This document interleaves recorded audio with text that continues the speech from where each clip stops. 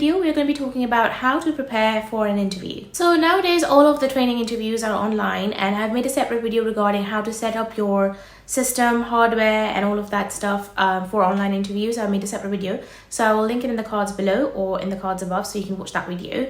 But in today's video, we're going to talk about how you actually prepare your answers, what are the resources that you could use, and then finally, I'm going to give you a few tips regarding nervous tics, how to answer in a way that it delivers well, and what are buzzwords. Right, so the first part of this video is obviously me telling you what you should be doing and how you should be preparing for the interview.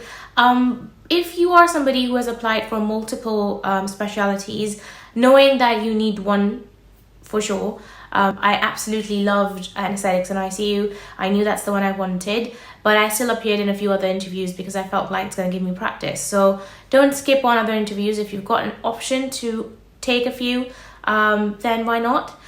Would be my biggest advice. And then when you're preparing for them, each interview is pretty much the same but slightly different at the same time. All of them have guidelines. So I will link down all of the sites below, where they basically talk about various kinds of interviews. For Anaesthetics, it's ANRO, ANRO, which is our recruitment website, and it actually has a very good detail about how the actual interview is conducted. So it tells you about the time, how long it's going to take, and the division between a clinical scenario and your portfolio, and all of the bits, basically all of the prerequisites that you require and what's going to happen on the day is on the website. Also, you should be looking up on your email, because they do send email guidelines as well. There's like a PDF that they send which has like a sort of a itinerary of what exactly is going to happen on the exact day, which is also very, very helpful. So I highly recommend to keep a lookout on your emails.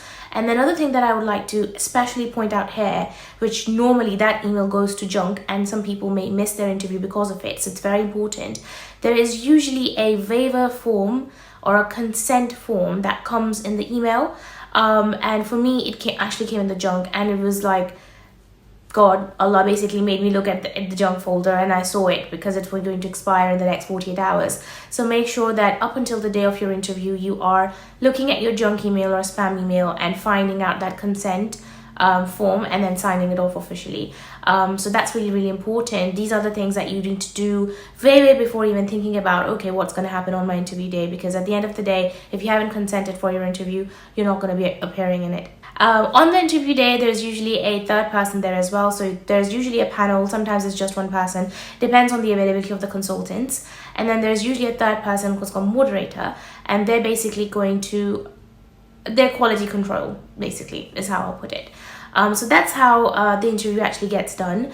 And obviously, at this point in time, you would know what kind of interview you're appearing in and what kind of questions are going to be coming. So obviously, the questions that come in my interview or have come in other people's interview, no one has ever discussed them because you're not allowed to, and that's part of the consent form. So I'm not going to be telling you any of the direct questions. But at the end of the day, it's quite common sense of what's going to happen and what they're going to ask you. So I have separate videos for Anaesthetics, which I will be linking down above in the cards and below in the description. But at the end of the day, there are some basic concepts which are common to any interview, and you should be preparing for those very well. And so the next step is to think how to prepare. So if you're somebody, and I'm pretty open about it, English is not my first language, so there are times when I would say the same thing again and again with different words, or I wouldn't be using different words and I'd use the same thing to emphasize on something else. Now, obviously, when you're doing an interview, yes, your English should be good. A lot of people have said that, oh, that's biased, that's this and that's that, but actually it's not. If you think about it, it's the UK, it's an English-based country, and your patients speak English. So your training is going to be also in English. So you kind of have to have good English. I'm not saying you need to have an accent or you need to have the best possible vocabulary on the planet, but you basically should be able to enunciate things clearly, and you should be able to make sense of what you're saying. So it should not be a repetition of words, such as things like we normally say, and people of all ethnic backgrounds say it. I'm not saying it's just because I'm not English, I'm saying it. A lot of people do, especially our age group, our generation has butchered the language. So make sure that when you're preparing for the interview, you do write down some good words, which you might be able to use like a bit, not a lot, but things that would impress yourself is what I would say. Try to impress yourself when you're trying to prepare for your interview. As I said, you've now prepared for the clinical bit, and now you're preparing for the portfolio bit. Regardless of whatever bit you're practicing, you have to write it down. You have to make sure that you know exactly what you're saying. So for the clinical scenarios, most of them are going to be emergency. If you're doing ACCS, which is what I know. I don't know about others. But most of them are scenario based. Besides IMT, I will have to make a separate video regarding the IMT interview, because in my opinion, it was the most bizarre interview I've ever had, and I had several interviews. So I just felt like that interview was really weird. I got a training post regardless, but at the end of the day, it was weird. So I'll make a separate video regarding IMT interviews, and if you want more guidance regarding IMT interviews or IMT applications, just write down in the comments below so I can make a separate video. But so yeah, basically you're writing everything down, and you're writing what you're going to be talking about. So if it's a clinical scenario, you should write A to E, and I'm talking about this preparation. So you will write A to E, and you will go through all of the A to E and make sure that you are saying it correctly. As I said, enunciation is very, very important. How eloquent you are is very, very important. It doesn't really matter if the English you're using is the best English on the planet, but the way you say it or how you are trying to explain yourself is in clear words. If they're simple, easy words, that is fine. If they're fancy, amazing vocabulary, that's also okay. At the end of the day, you should be confident in what you are saying. If you are not confident, even if you're saying the correct things, it's going to sound as if you're not confident, you're not sure, and it's just not, it doesn't translate well, and the global rating points get really, really affected if you are not really confident in what you're saying. So first step is to write everything down. I actually wrote down my name is this, because at point in my practice, I felt like I am so nervous because it's not face to face, and I'm a public speaker, so I am okay with a bunch of people sitting in front of me and I'm talking to them. But a one-to-one thing is hard for me, and I know it's very difficult to explain, but as a big introvert, if you make me sit with a person, just one person to me, or it confuses me. I get really nervous. And so at one point I was like, oh my God, I'm actually forgetting my own name. So make sure that you write literally everything down. Just write every single thing down so that you know exactly what you're saying. The next thing is to look at the points.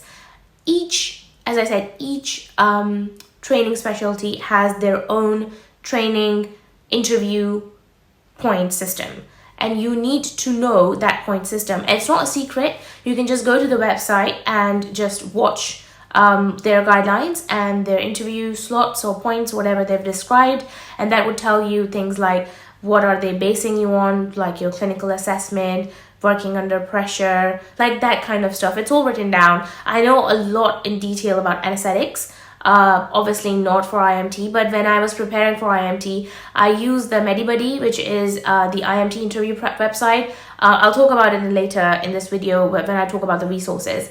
And so I prepared from that. But at the end of the day, you need to prepare certain words, sentences that you should sort of incorporate in your answers. One of them, which I'll give you an example of, is upon reflection, I realized that, and that little tiny 4-word, like how many words it is, it just makes the interviewers wake up, because then they're like, you reflect on whatever you do in your life.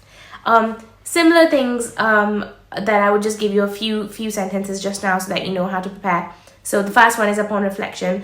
The next one is, it has always been my passion, and therefore, and anything you say afterwards, anyone is going to be listening to it because you said it. It has always been your passion. That just wakes anybody up.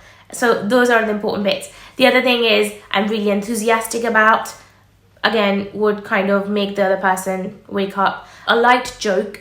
I don't really get sarcasm, and I don't think I'm the best person on the planet to tell you guys what you should say. So search for yourself and write those down as well. A little bit of happiness, a little bit of chirpiness is nice. It's okay. You shouldn't be giggling or smiling. You should have a positive demeanor in your interview. This only comes if you know exactly what you're saying. So as I said, write everything down. So what have we done so far? We have looked through the websites, we know the interview matrix, we have written down words and sentences which we'll be using in our answers, and you can also write down actual answers as well. And we're going to talk about how you can prepare your answers right now. So finally, the third part of this video is the resources. So there is this book for interviews. I will link it in the cards below. And basically it has the structures for almost every single possible question that you can get in your interview, and there's tons and tons and tons of phrases and paragraphs on how you should structure your answers. It talks about various examples, and I found that particular book very, very helpful. I didn't use the actual structure, but I did use the CAMP structure, which is what I'm going to talk about in this video. So CAMP is basically clinical, academic, management, and personal, and you can use this as structure for every single answer that you want to do.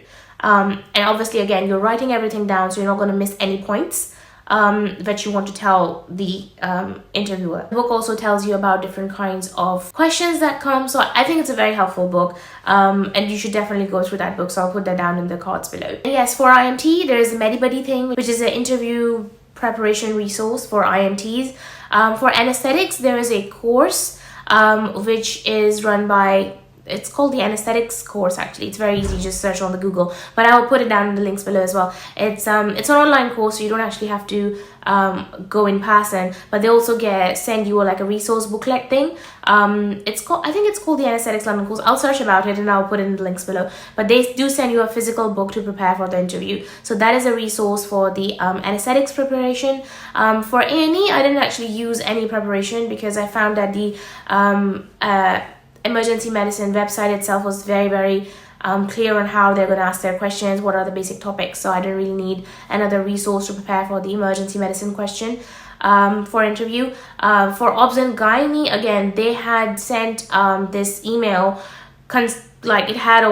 it didn't have all the questions, but it did have the interview metrics and all of the stuff that's required. So essentially, because I'd already prepared for the anesthetics interview, I knew what's going to happen in the IMT interview through MediBuddy. There wasn't like a bit of big, huge stuff which I needed to do for obs and gynae. Did I get a slot in obs and gynae? Yeah, I did. So yeah, I think the only interview that I did not take was radiology, because I did not apply for radiology, because no way in hell am I ever going to be doing radiology. It's too hard. It's a dark room, gives me nightmares. Anyway, so I didn't prepare for the radiology interview. I do have friends who are now in radiology, and I have discussed with them how the interview happens and what are the questions and exactly, how it happens. It's pretty much the same thing for anesthetics. It's pretty much almost exactly the same thing for anesthetics. The clinical scenario bit is different, but the portfolio questions are the same. So at the end of the day, if you're prepared for either two, like if you prepare for IMT and you prepare for anesthetics, or acute medicine is the same as IMT, or if you're preparing for emergency medicine, it's going to be enough for you to be able to pass the interview. At the end of the day, things that matter are like your confidence, how well you've prepared yourself, your body language, and your dressing, and how impressive you are in your first go. Obviously, I'm going to be making a video regarding how to dress. I'm a female, which is pretty obvious, but I'm saying it out loud anyways. And so obviously I'll be making the video for how to dress for an online interview for females. But I imagine it's going to be pretty much the same thing. And yes, dressing is important. How you look and how you dress and how you talk are important things, and they will obviously give you more points. Don't ask me why, it's just how the world works. It's not a judgment of character, it's just a judgment of your demeanor as a human being. And so therefore I do think that you should think about how you present yourself, because at the end of the day, any interview, regarding it being online or in face-to-face, it is about your presentation, and your presentation has two things: what you look like and how you talk. And if you have nailed both of them, my friend, you're gonna get into training. So I'll see you guys in the next video. Bye.